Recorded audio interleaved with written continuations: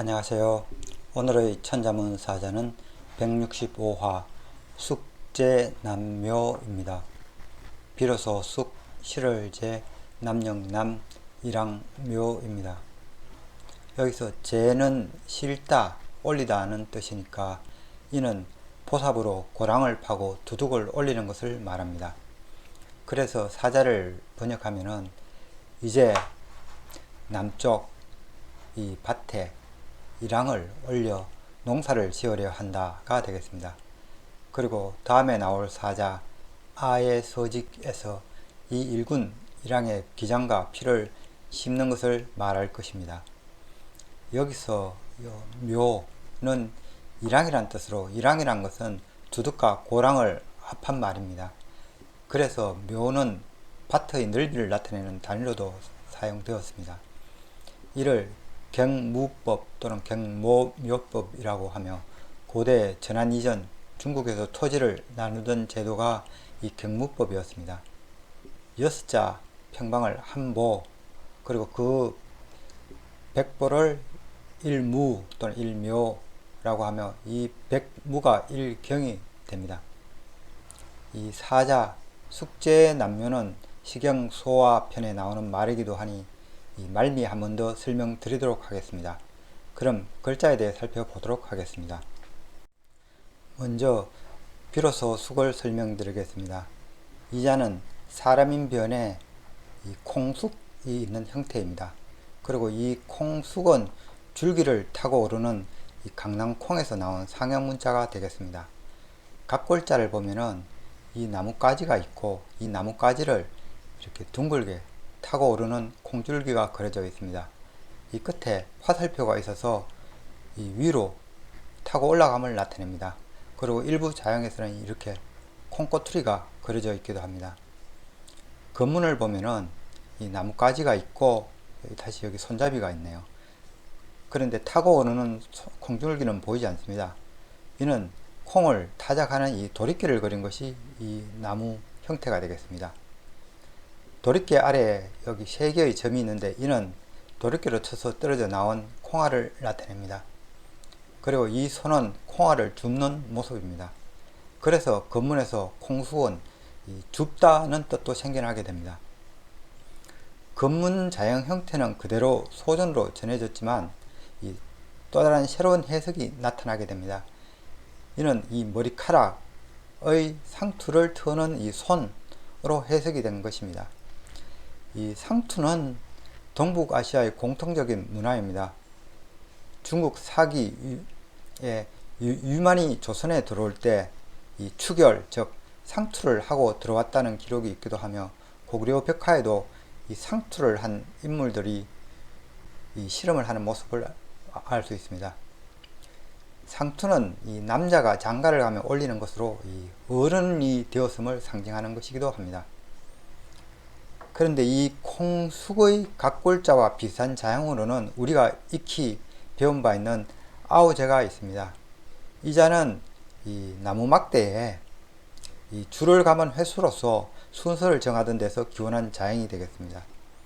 그래서 이 자는 차례, 순번, 다음이라는 의미가 있었으며 다음이란 뜻이 맞이 다음을 뜻해 아우제로 사용하게 된 자가 이 아우제입니다. 나무 막대에 줄을 감은 형태이지만 콩숙과 달리 이 타고 오른다는 이런 화살표는 없습니다. 하지만 콩숙은 이 아우제와 각골자와 거의 비슷해서 이 동생이라는 그런 속도도 있었습니다. 그러다 보니 이 소전에서 상투를 튼 어른이란 그런 뜻이 생기게 되면서 자연스럽게 이 동생에 해당하는 어른, 즉 숙부라는 뜻을 가지게 됩니다. 그래서 콩수의 오늘날 의미는 콩, 줍다 또는 흩어진 것을 줍다, 그리고 숙부, 시동생, 아저씨, 어리다, 젊다는 뜻을 갖고 있습니다. 소전에서는 이 상투를 털고 있는 모습을 그린 이 아저씨 숙자에다가 이 사람 인변이 추가하여 이제 상투를 턴 사람을 나타내었습니다.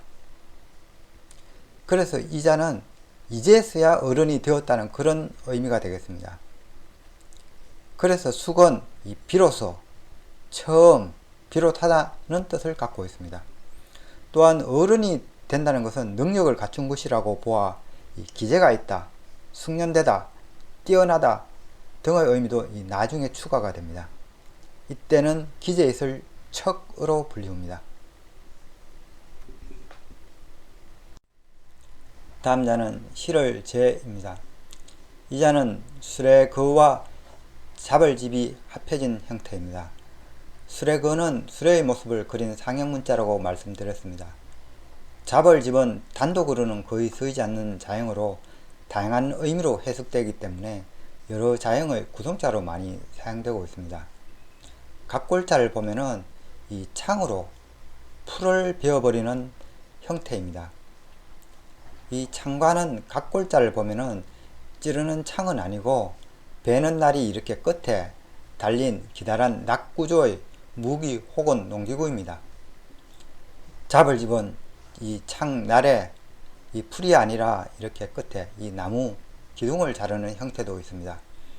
그래서 잡을집은 긴 낫을 잡고 풀이나 나무를 베는 형태에서 기원한 자로서 이 자의 처음 뜻은 이 낫을 잡다 또는 일을 착수하다는 의미로 사용된 것으로 보여집니다. 그러나 오늘날 잡을집은 이 밀가루 반죽을 문지르는 형태에서 나온 잡을집이 널리 사용되고 있습니다. 그래서 이 잡을집은 오늘 단독으로는 거의 사용되지 않고 있습니다. 추후 천자문에서 이 형태의 잡을집이 다시 나오기 때문에 그때 상세히 설명드리도록 하겠습니다. 여기서 이 세목골의 막대는 제주제의 각골자형입니다. 제주제는 이 땅을 파고 이 나무 기둥을 심은 것을 그린 것으로서 움집의 이 기둥, 직기둥을 세운 것을 나타낸 자형이 되겠습니다. 6육이 움집을 세운 6기둥에서 나왔음을 제가 이미 밝힌 바 있기도 합니다. 그래서 제는 이 기둥이라는 의미에서 이 뼈대, 기본, 근본 등을 뜻하고 있으며 이 사람에 빗대어서는 그 사람의 능력, 재주를 나타내는 자로 오늘날 많이 사용되고 있습니다. 또한 제주제는 이 땅에 이렇게 심었으나 아직 삭이 없는 나무, 즉 묘목이라는 그런 뜻도 있습니다. 여기서 이 잡을집과 연관성이 높은 이 재양제라는 자도 있는데 여기서 설명드릴까 합니다. 왜냐하면 천자문에서 앞으로 나오지 않기 때문입니다. 재앙이라는 것은 이 큰 화를 의미합니다. 그래서 각골자는 이 재앙을 다양한 형식으로 표현하였습니다. 이 움집이 불에 타는 것도 재앙이라고 했으며 움집이 타서 이렇게 나무 기둥만 남은 것도 표현되어 있습니다. 그리고 홍수가 나서 이 집의 기둥이 물에 떠내려가는 것도 재앙이라고 보았고 이 집의 기둥을 이 창의 날로 이렇게 베어버리는 것도 재앙이라고 표현하였습니다. 그러니까 재앙의 원인을 이 화재, 홍수, 전쟁으로 표현한 것입니다.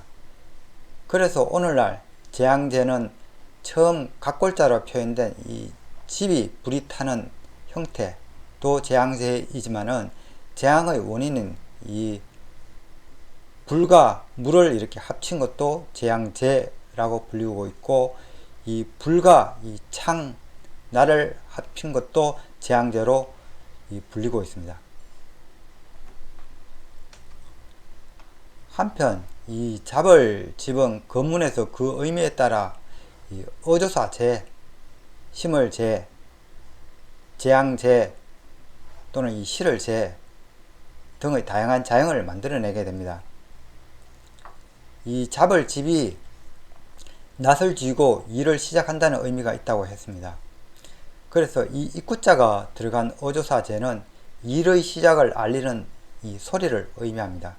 그래서 그 뜻이 비롯하다, 처음이란 뜻이 있고 오늘날에는 하다는 의미의 어조사제로 널리 사용되고 있습니다. 각골자 이후로 이 제주제가 아직 싹 트지 않은 묘목이라는 해석이 나옴에 따라서 이 잡을집은 이 나무를 베는 이 낫으로 해석한 것이 아니라 이 나무를 심는 삽으로 해석하게 됩니다. 그래서 그 뜻을 명확하게 하고자 이 나무목이 아래 추가된 심을제가 따로 만들어졌습니다. 덧붙여서 이 심을 재는 이 어린 삭, 묘목이란 그런 뜻도 함께 하고 있습니다. 그리고 이 재는 앞에 설명했듯이 이 불과 병기로 이 집기둥을 무너뜨린다는 의미가 되겠습니다. 마지막으로 이 잡을집의 이 원래 각골 형태는 이 낫으로 풀을 베는 것이라 했습니다. 따라서 이 풀을 베어 이 수레에 실는 것을 나타낸 자가 이 실을 재가 되겠습니다. 이 자는 실다, 얹다는 뜻을 갖고 있으며 기원자인 이 잡을집의 영향으로 비롯하다, 계시하다는 뜻도 함께하고 있습니다.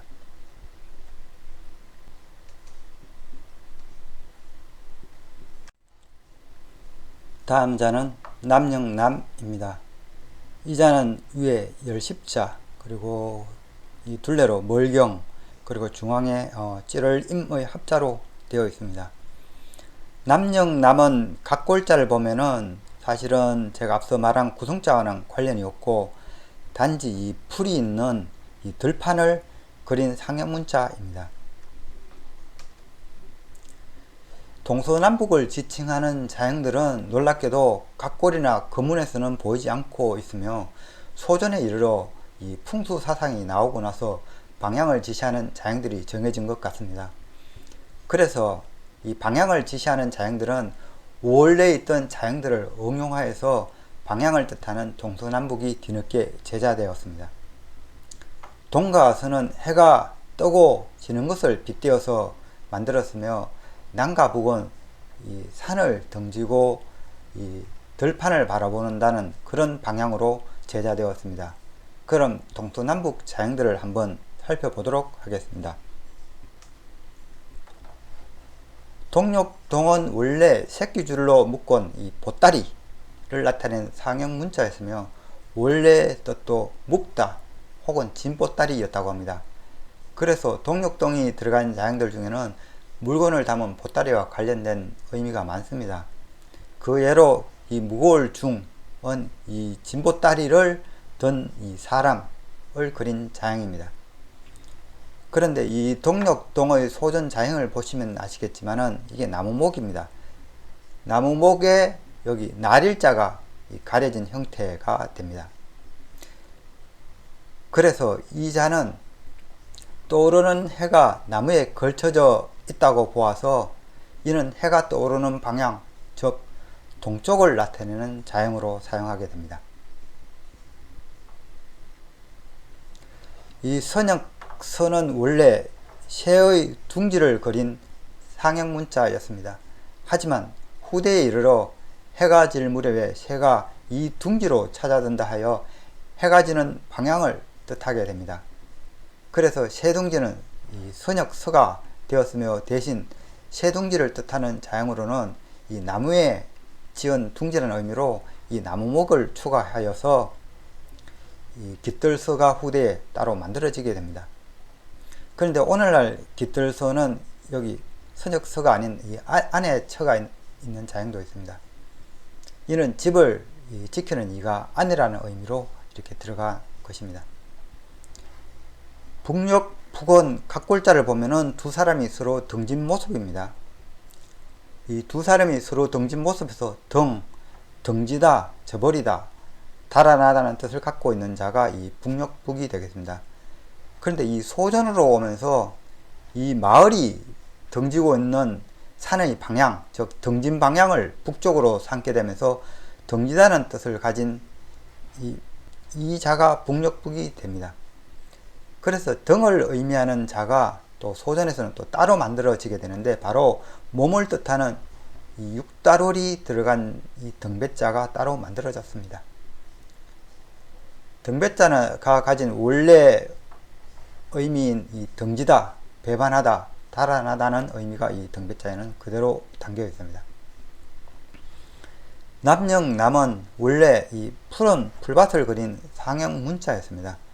그러나 소전 이후로 마을의 양지바른 목처지가 있는 앞쪽이 남쪽이라고 이렇게 정하게 됩니다. 각골 자형을 보면은 풀을 뜻하는 여기 풀초자가 있고 아래 이 목처지가 그려져 있습니다. 이 선들은 이게 밭의 경계 혹은 물줄기를 의미한 것으로 보입니다. 그래서 남영남은 푸른 풀밭을 나타낸 자형으로 이 다양한 이 자형들의 그 의미가 그대로 남아 있습니다. 이 푸른 나무를 뜻하는 이 농나무남, 또 긴 풀이 이렇게 잘 휜다는 이 약할남, 그리고 풀밭에 사는 이 벌레를 뜻하는 이 메뚜기남, 그리고 이 풀밭의 이 풀벌레 소리를 뜻하는 이 제잘거릴 남 등이 있습니다. 오늘의 마지막 자는 일왕묘 또는 일왕무가 되겠습니다. 이 자는 여기 돼지머리 두, 밭전, 그리고 오렐구의 합자로 이루어져 있습니다. 이 원자인 이 검문 자형은 이 밭전과 이 매양의 합자로 된 자가 되겠습니다. 그러나 소전으로 넘어오면서 이 자형은 이 뜻은 그대로 두었으나 이 의미 전달이 애매해서 표기 방식이 이렇게 바뀌게 됩니다. 먼저 매양매를 살펴보면은 매양매는 풍년을 기원하는 여인 혹은 여신을 그린 자형이 되겠습니다. 각골자를 보면은 이 앉은 이 여인의 머리 위에 이 보리싹이 꽂힌 모습입니다. 간혹 이 보리가 아닌 이 풀이 얹힌 형태도 있지만은 거의 대부분의 자가 이 머리에 이렇게 보리싹이 얹혀져 있습니다. 제가 이 보리맥을 설명드리면서 보리는 밟아 키우는 작물이라 잎 형태가 이렇게 밟혀 구겨지게 그린다고 제가 말씀드린 바 있습니다. 이는 마치 고대 그리스 신화에서 풍요를 관장하는 곡식의 여신 데메테르를 나타낼 때 이 머리에 이렇게 밀리삭을 함께 그려 넣는 것과 매우 유사합니다. 그래서 이 자는 이 매년 항상 풍년을 기원하는 이 마음을 담고 있습니다. 그래서 오늘날 의미도 늘 매양, 타마다, 우거지다는 뜻을 갖고 있는 자가 매양매가 되겠습니다. 한편 이 매양매는 건문에서 이 어미모 위에 이 구부러진 이 보릿잎이 특히 강조되어 그려지고 있습니다. 그렇다 보니 이 구부러진 형태를 이 골과 이 둔덕으로 이어지는 일항으로 이렇게 해석이 됩니다. 즉, 이 자는 일항에서 일하는 이 의미로 본 것입니다. 그리고 그 의미를 확실하게 하고자 이 밭이 있는 일항이라는 의미로 이 밭전자가 여기 추가가 됩니다. 그래서 밭전자가 추가되어서 이 자는 이 일항이라는 의미로 사용하게 된 것입니다. 하지만 소전으로 오게 되면서 이 매양매와 밭전자만으로 이 일항이라는 의미가 잘 성립하지 않게 됩니다. 그래서 이 매양매와 비슷하면서 밭고랑을 뜻하는 자형을 새로 만든 것이 이 열십자와 오렐구의 조합이 되겠습니다. 이 오렐구 자체는 이 두툼하게 솟은 형태에서 나온 자형입니다. 즉, 이 열십자는 고를 표시하고 이 오렐구는 둔덕을 나타낸다 하겠습니다. 이후 이 오렐구조차도 이 튀어나오는 점을 뜻하는 이 전복자가 들어가서 이 둔덕을 나타내었고, 또는 이 둔덕을 나타내는 자형으로는 이 사사사가 또 들어가기도 합니다.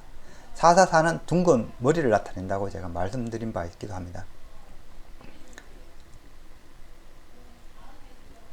하지만 이 자형들 모두가 일항을 뜻하는 동자들이 되겠습니다. 한편 이 일항을 뜻하는 이 묘는 이 밭의 크기를 나타내는 단위로도 사용되었다고 제가 이미 앞서 말씀드렸습니다.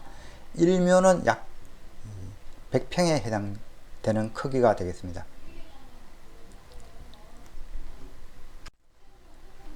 이상으로 오늘의 천자문 사자 숙제남묘 이제 남쪽 밭에 이 일항을 일구를 한다는 사자성어를 마치도록 하겠습니다. 사자 숙제남묘는 시경 소화편에 나오는 이 대전, 즉 넓은 밭이라는 시에 나오는 한 구절이 되겠습니다. 그 시를 살펴보면은 대전다가 기종기계 기비내사 이하염사 숙제남묘 파골백곡 기정차석 정손시약. 여기서 이 개는 경계할 개가 아니고 이 기계개로서 농기구를 뜻합니다.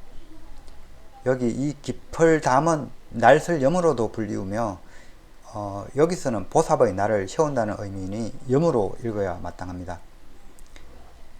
골은 오랑캐 연어로 많이 쓰이지만 그것이란 이런 지시대명사입니다. 따라서 이 골백곡이라는 말은 앞서 마련한 수백의 종자들을 말합니다. 이 농부 아사 칭골종자라는 말이 있습니다. 농부는 굶어 지을정 이 종자는 이 머리에 베고 죽는다는 말입니다. 이때 이 골이라고 하는 것은 이 농부를 말합니다. 골종자는 이 농부의 종자가 되겠습니다. 이 떨정은 이 장소를 말하는 것으로서 이 기정이라고 하면은 바로 씨앗을 뿌린 곳을 말합니다.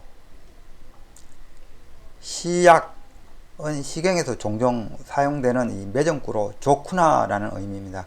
하지만 여기서는 시약은 이와 같다, 이와 같이 하다, 쫓아 행하다는 말이니 정손 시약은 후손들이 대를 이어 농사를 쫓아 행한다는 말이 되겠습니다. 따라서 이 19를 번역하면은 대전다가 너른 밭에 여러 작물을 심으려 기종기계 이미 시약과 농기구를 마련해 기비내사 이미 준비를 마치고 이내 일하는구나.